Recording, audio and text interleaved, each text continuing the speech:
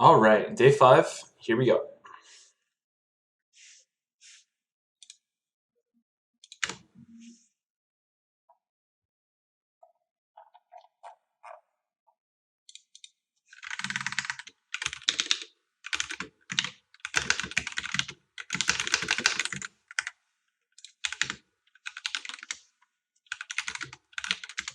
Okay, that is not working.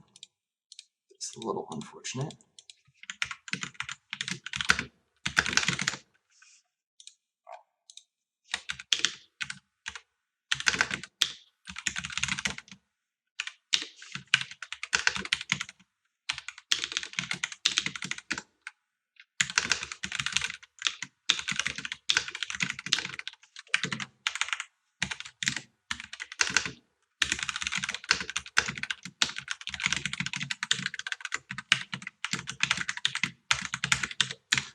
Okay, that was just parsing.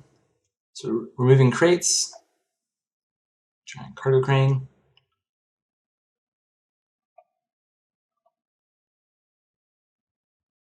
Okay, so is there one crate on each? Top crates are C and stack 1. What crate ends up on top of each stack? How many stacks are there?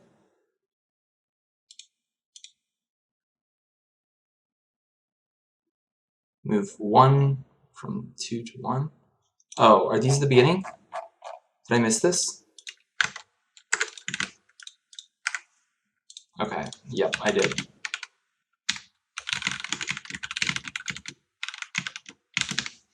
Okay, this is the very beginning. Oh, that is a pain to parse. Let's do it manually.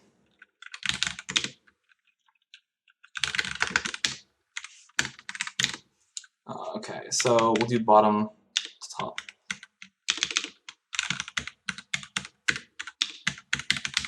Let's hope I don't get this wrong.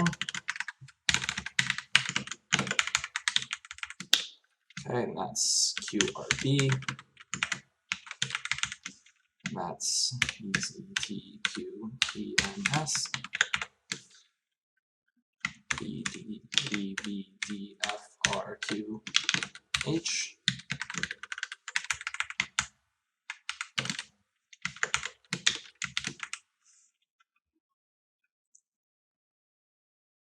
Oh, sorry, that was DVF.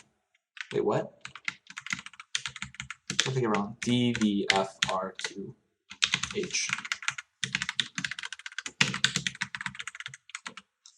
JGLDBSTP. WRTZ. HQMNSFRJ. RNFHW. JZTQPRB. And make sure the heights look roughly right. +4, -1, +2, -4, +4, -3, +2. Okay. Whew. And then this is how many lines?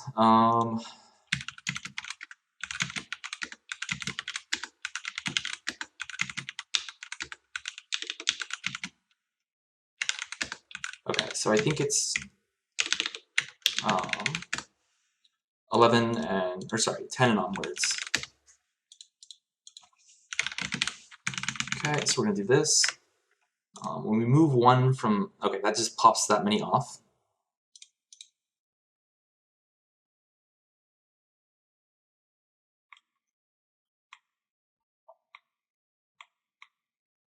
Crates are moved 1 at a time. Okay, so this is fine.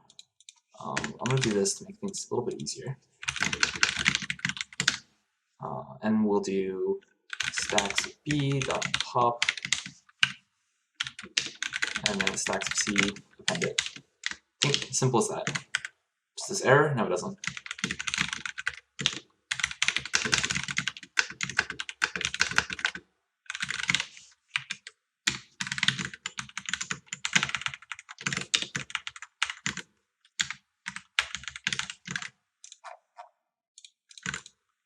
Rank 25. Okay, yeah, I figured. They retain that order. Okay, so what we'll do is we'll just say we're going to extend by stacks of B. We're going to get the last, let's see, yeah, I think like, oh, sorry, A. And then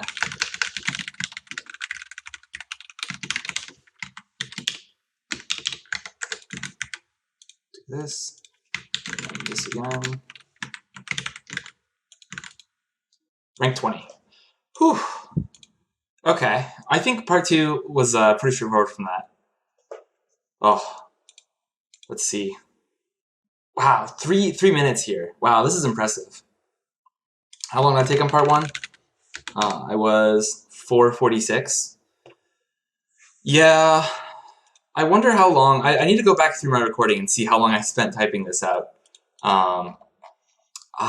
It does seem like a real pain, though, to programmatically get this.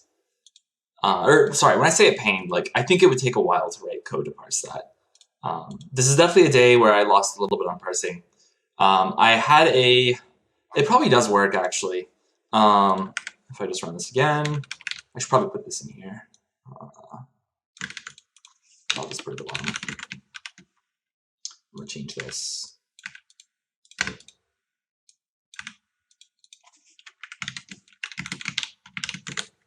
Okay. So like a line like this. Yeah. So I have this nums function that was pre-written, which just like extracts all the numbers from a line, which is supposed to save me from doing this from and to stuff, like this splitting on strings, which is annoying. I didn't realize the beginning of the input was different. So I thought that like when I first I did this in like the first line, and it gave me empty, and I was like, oh, this clearly isn't working. If I looked like far enough, then I would have seen eventually it works. But I wrote this parsing code before I realized the beginning was different. So yeah, I think my big slowdowns here were writing this parsing code because I didn't understand that the input at the beginning was different, and then typing out this input at the beginning manually, which maybe was, I don't want to say optimal, but maybe the right call. Okay, let's see, it's probably filled up by now. Oh, not quite. Let's see what I did in the global leaderboard. Up to 7 for now. I assume, I mean, it's possible someone will move up 1 rank because there's still a few solves coming in. But yeah, I'm pretty happy that I'm back up into the top 10 or so. Yeah, I certainly lost well, I didn't lose points, right? But I lost a lot on my rank by not getting a good score last week. Or yesterday, not last week. But today's pretty good, yeah. 20 and 25, very happy with that. Yeah, okay, so I'll explain the question now. So the question is like simulating this cargo moving process. So the beginning of our input looks like this, and there's 9 different piles of crates, and each crate has like a letter on it. And the idea is that like there's some cargo crane which can like grab crates and move them over from one stack to another stack. And that's basically what these instructions are. So, and the first number is like how many crates to move. The next number is like the origin stack, and the last number is the destination stack. So move 1 from 5 to 2, if it were executed now, would take this P crate, move it from stack 5, and put it on top of stack 2. And it would end up here.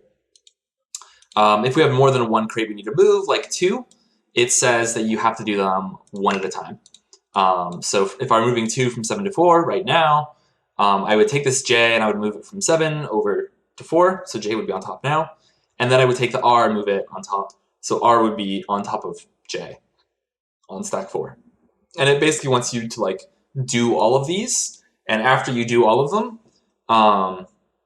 see like what is the top letter on each stack.